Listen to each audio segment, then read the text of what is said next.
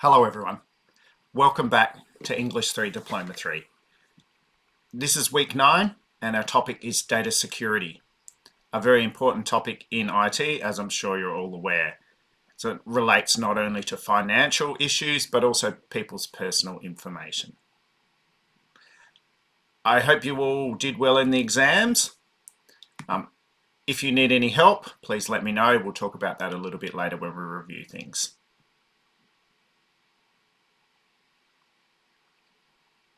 This week, our grammar focus will be using verbs for cause and effect, and we'll practice that a little bit later in the lesson and be ready to use them in the practicum.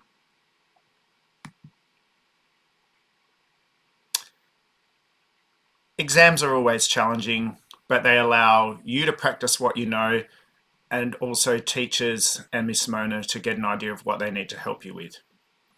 If you need any more help with it, Miss Mona, who's very clever, has developed an app, the Dell Top TEFL preparation app that you can get in the Play Store. If you don't have it already, I recommend that you download it and use that for some practice.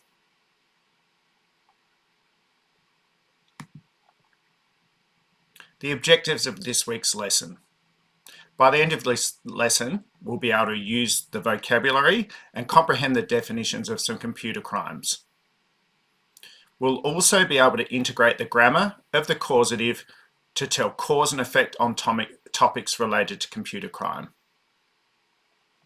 Cause and effect comes up a lot when we're using IT. If we do something, something else happens. One thing causes another thing to occur.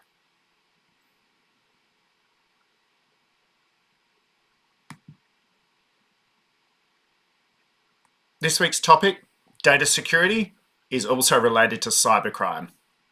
Not all cybercrime occurs in the dark and things like this, but it's a good example of what we're dealing with. A lot of cybercrime occurs in office buildings where people are just writing code and stealing people's information and money. Your task to accompany the YouTube video this week. In the comments section, write down one crime that uses technology that you know of and explain what it is. By the end of the video, you'll have a lot more idea about these things, if you don't already.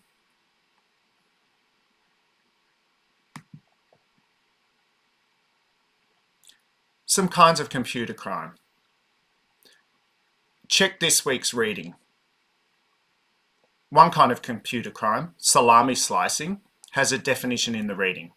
You'll see some pictures later on of salami slicing, and that analogy will help you understand what it is.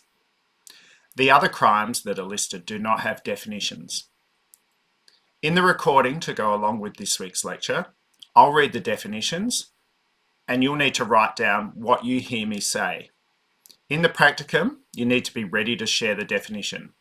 So I will read out the definitions that you don't have listed, and I want you to listen carefully and write down what you hear.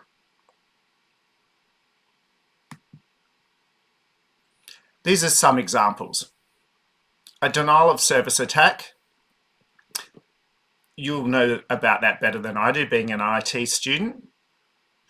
But you can see a lot of these things have got a picture that goes with them. It's not necessarily what the attack is or what the crime is, but it's represented by an analogy or a metaphor, or it's compared to something else. That will become more evident in some of the other pictures. A trapdoor, otherwise known as a backdoor. This is something in software that allows a user to go in without permission later on, that's programmed into it.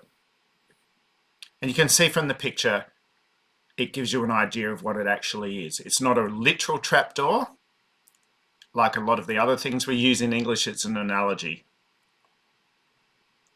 It's made to represent something that's not real, but represents something that is real and occurs in reality. Mail bombing.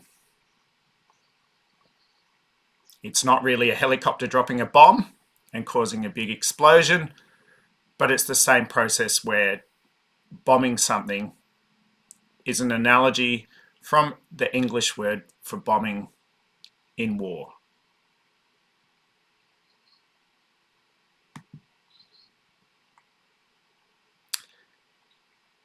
Think about this. What is the difference or similarity between a computer, a virus, a worm, and a Trojan horse?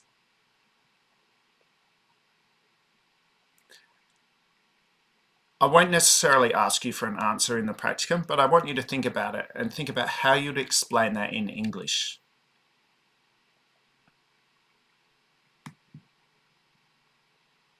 A real virus. We all know at the moment COVID-19 is going around and causing a lot of disruption to our lives. When we're talking about a computer virus, we're not talking about a biological agent infecting the computer. Why do you think the word virus was used when we were referring to a bit of malicious software in a computer? If you're a social media user, you might have heard the word viral used to describe something that becomes really popular and shared a lot of times. Why do you think viral is used in that sense?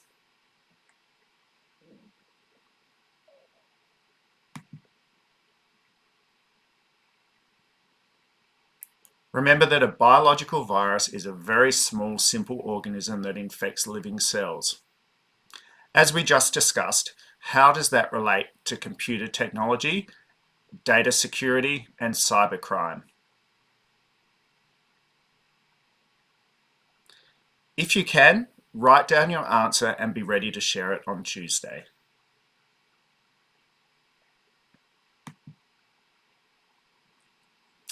Here's a picture of a real worm. If you like gardening like I do, you will have noticed there's lots of worms digging in the soil, especially good healthy soil. Worms can also infect your body. What does a worm do in data security or cybercrime? And why is it a problem?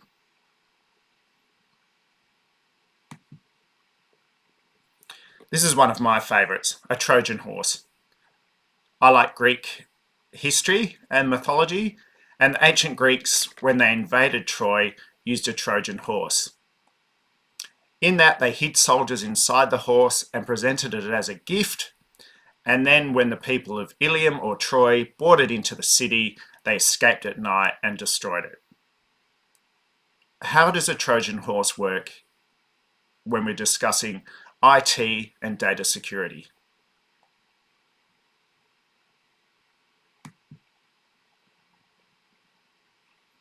A question to think about that we can answer on Tuesday. Have you ever been the victim of a computer crime? I know I have. Sometimes it's been nothing that I've done wrong. It's just a matter of scanning your card or entering your credit card details at a site who doesn't have good security. It's not necessarily something that I've done wrong, it's something that a company's done wrong.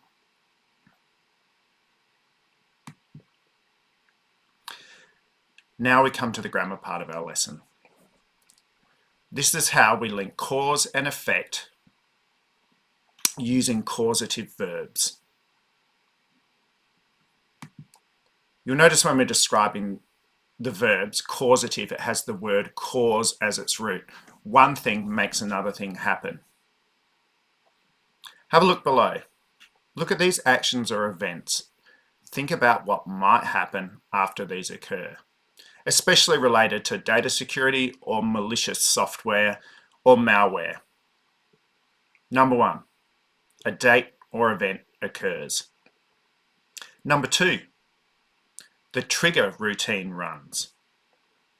Number 3, the payload routine activates. Number 4, the hard disk is wiped.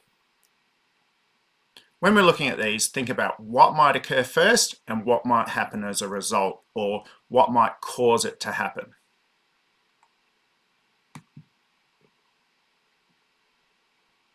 These events form part of a cause and effect chain. We can describe the links between each event in a number of ways. We use the cause plus to and the verb, or the word make plus the verb in these chains. Have a look at the examples below. The first one uses cause. So a date or event occurs which causes the trigger routine to run. You'll notice we've got to and the verb run. In the second example, we have a date or event occurs, which makes the trigger routine run. Because we've used make, we don't need to add to and the verb, we just have the verb run. A date or event occurs, which makes the trigger routine run. When we were talking about the links and the chain, it's representative of a real chain. One thing is essential for the other thing to happen. We can describe the links between each event in a number of ways. And when we talk about a chain and links, we're using the analogy of the metal chain that you can see in the picture. One event is related to another and is a necessary part of the sequence. So we have the examples below, but you can see the way they're linked in the chain. The data event is the action or event, and that causes the trigger routine to run. One doesn't happen without the other. And we can use make in the bottom example, but without the to and the verb.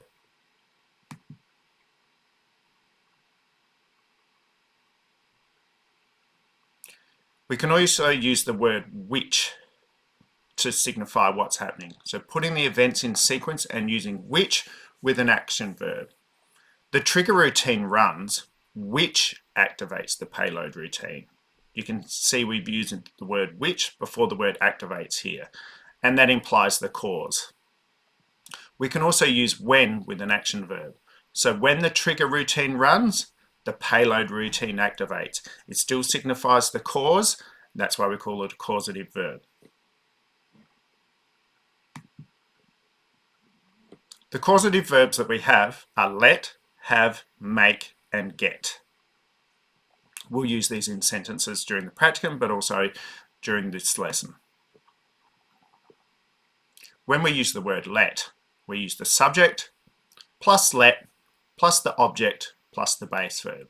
Some examples are, we use let to show permission to allow someone to do something. That's the effect. That's not our example, that's telling us what we're doing. This is the example. My teacher lets me use Facebook. I let myself have a break. I need to be easier on myself. When we use the word have, we use the same pattern with subject plus the word have plus the object plus the base verb. We use have when we require or authorize someone to do something. So authorizing someone is the cause, and for them to do something is the effect. So our examples are, the teacher said I have to study hard. The next example is the teacher had the students take an exam. Had being the past tense of have. Make. The same pattern occurs where we have the subject plus make plus the object plus the base verb. We use make when we force someone, which is the cause, or something to do something, which is effect, or are forced by someone or something to do something. So in this sense, permission's not given, we're making them do it. The Trojan horse made my computer crash. I will make the Trojan horse wish it had never existed. Get. You can see the pattern we're using where we've got the subject plus get plus object plus the to infinitive in this case. We use get when we convince someone, which is the cause, to do something, which is the effect, and also when we force someone or something to do something, usually after many attempts. They tried to DOS attack me to get me to send them money. And in the past tense, where we use got instead of get, I finally got my computer to install the program.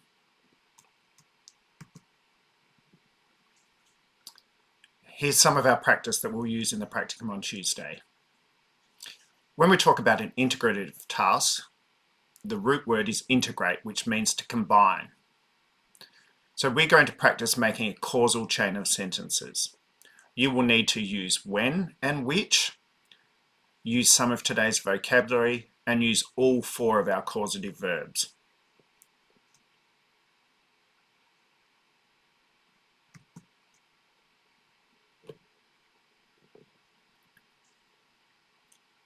In the reading for today, identify and use the use of the cause and effect and the use of the N prefix and the N suffix in the verbs in the text salami shaving from your reading this week.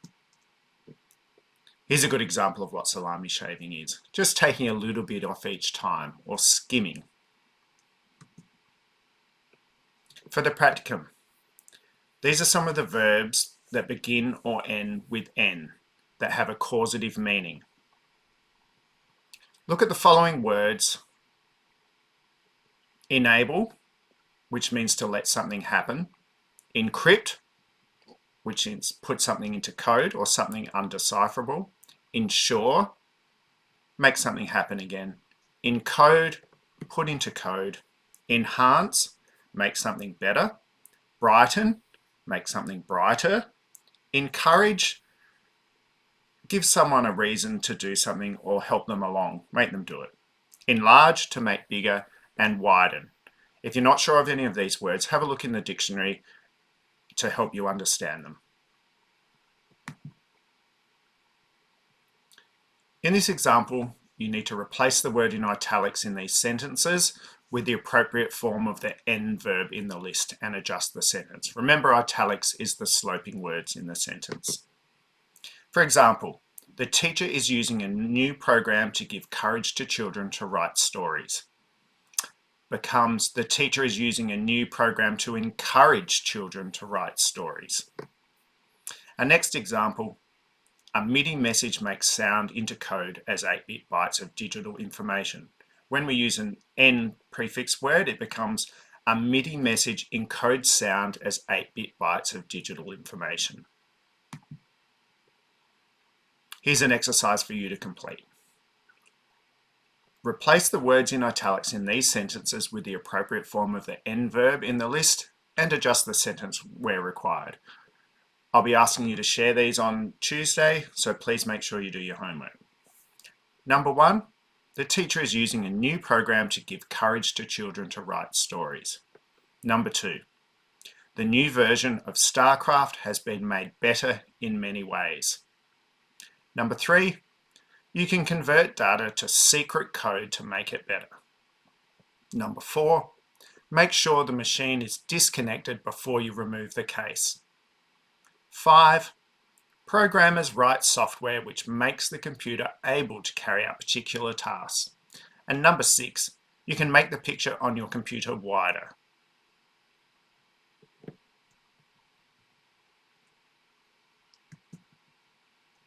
Here's the references for today. I look forward to seeing you all on Tuesday. Make sure you stay safe, and I'll see you then. Thank you and goodbye.